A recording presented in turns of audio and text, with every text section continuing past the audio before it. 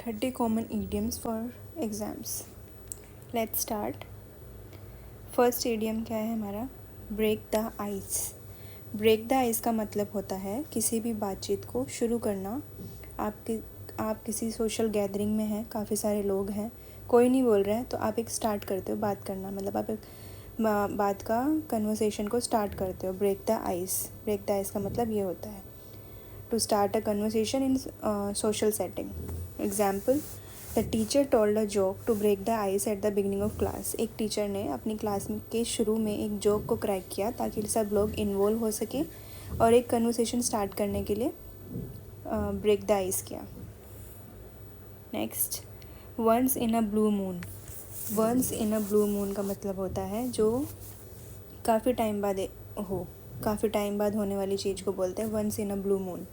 Something that happens very rarely, जो बहुत कम होती है. He visits his home town once in a blue moon. वो अपने होम टाउन में बहुत कम जाता है. Once in a blue moon जाता है मतलब बहुत कम जाता है, बहुत रेयरली जाता है. Hit the sack meaning to go to bed और स्लीप. बेड पे जाना, सोने के लिए जाना. I am very tired, I will hit the sack early to night.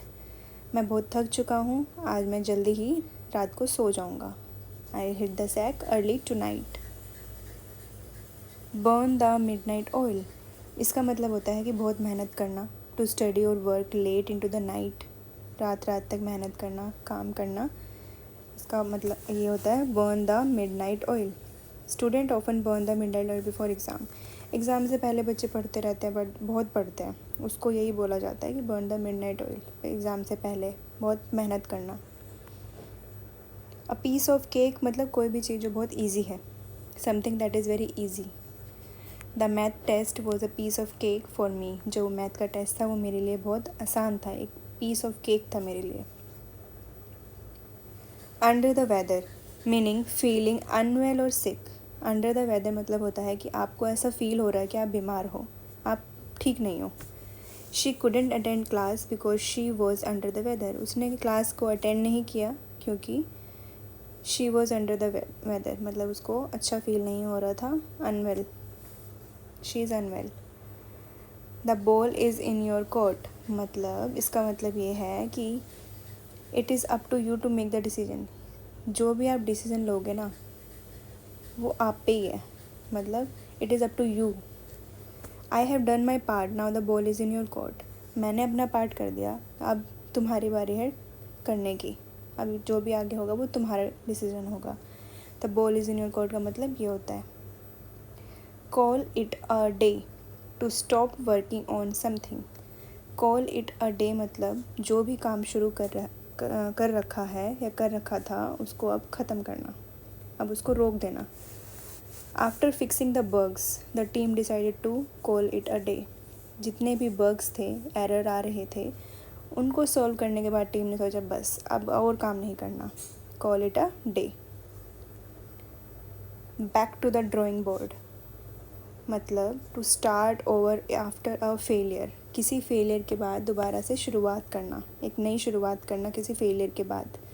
Our plan didn't work so it's back to the drawing board. हमारा जो plan बनाया था वो वर्क नहीं करा, इसलिए हम दोबारा एक स्टार्ट करेंगे. Hit the nail on the head meaning to describe exactly what is causing a situation और problem. Hit the nail on the मतलब जो भी प्रॉब्लम की जड़ है डायरेक्ट उस पर वार करना और उसको सॉल्व करने को बोला जाता है hit the nail on the head. She hit the nail on the head when she said lack of practice was the issue. उसने मेन प्रॉब्लम को ढूंढ निकाला जब उसने ये कहा कि जब प्रॉब्लम है वो तुम्हारी प्रैक्टिस, जब लैक ऑफ प्रैक्टिस में है. So she hit the nail on the head. Bite the bullet meaning to face a difficult situation with courage. किसी भी समस्या या प्रॉब्लम का सामना करना. He had to bite the bullet and take the exam again. उसे दोबारा उस प्रॉब्लम का, डिफ़िकल्टी का सामना करना पड़ेगा और वो एग्ज़ाम देना पड़ेगा. Cost an arm and a leg. पूरी arm and a leg, arm and a leg लगा देना का मतलब होता है वेरी एक्सपेंसिव।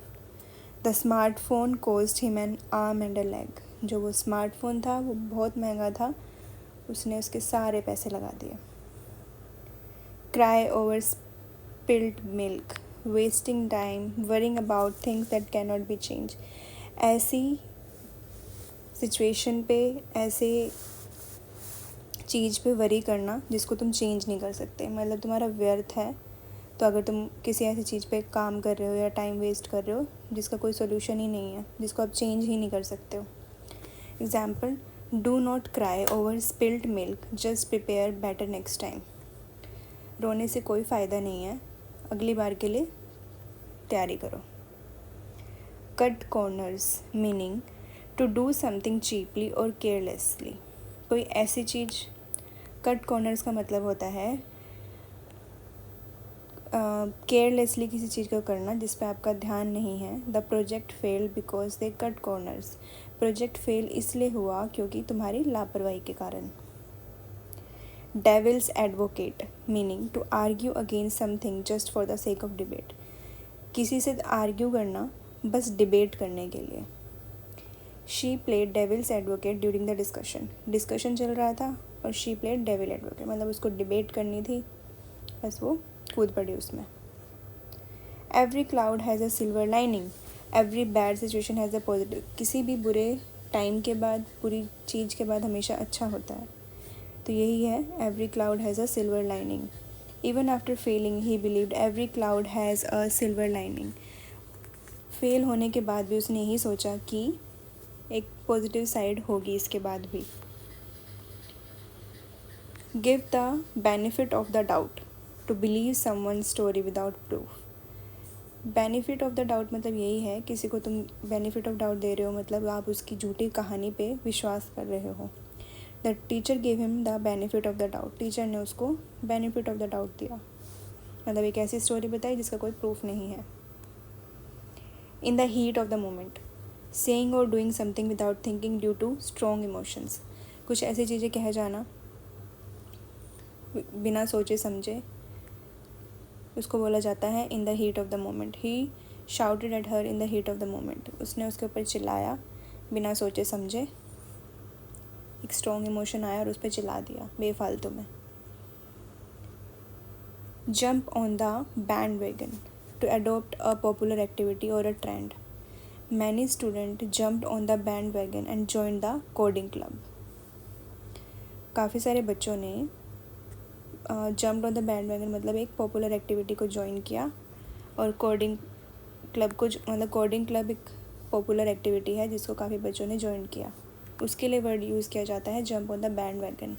मतलब कोई भी ऐसी चीज़ हो रही है जो पॉपुलर है, उसमें आप कूद पड़ते हो करने के लिए।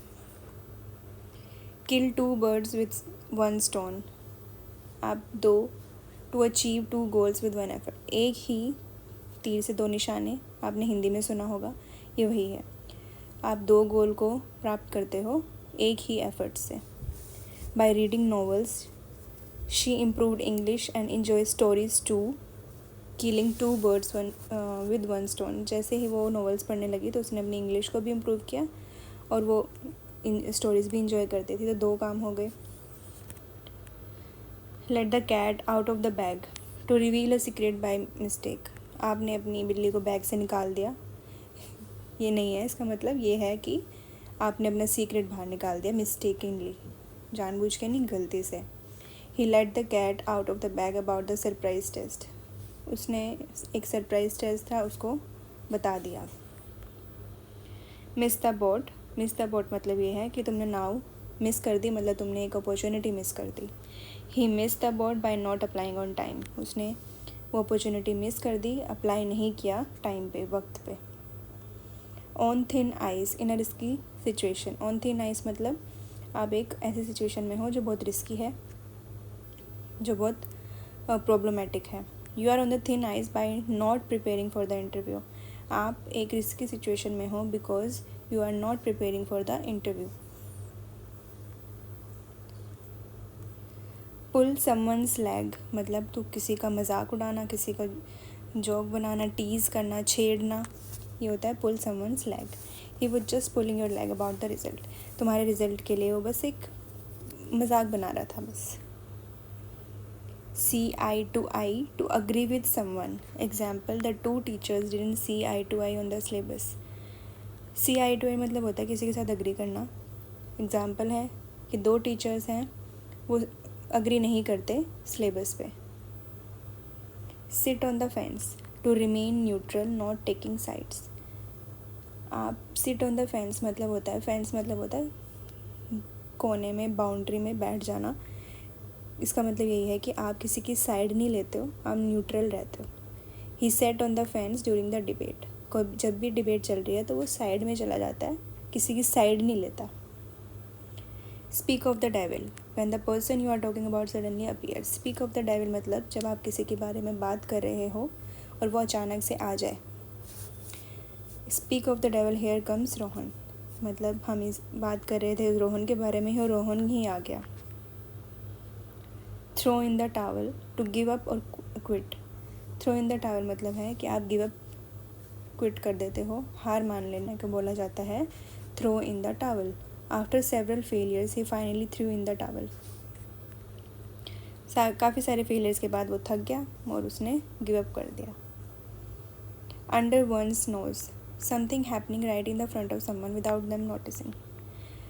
नाक के नीचे चीज़ें हो रही थी पर नोटिस नहीं की. The mistake was happening under his nose but he didn't see it. जो मिस्टेक थी, गलतियाँ थी, उसके नाक के नीचे हो रही थी, मतलब अंडर वंस नोज हो रही थी, लेकिन उसने नोटिस नहीं किया. You guess is as good as mine when both people are unsure of the answer. जब दोनों को ही आंसर नहीं पता, अनश्योर हैं. Will the exam be tough, your guess is as good as mine. क्या एग्ज़ाम टफ था? जो तुम्हारा गेस है वो मेरे जैसा ही है.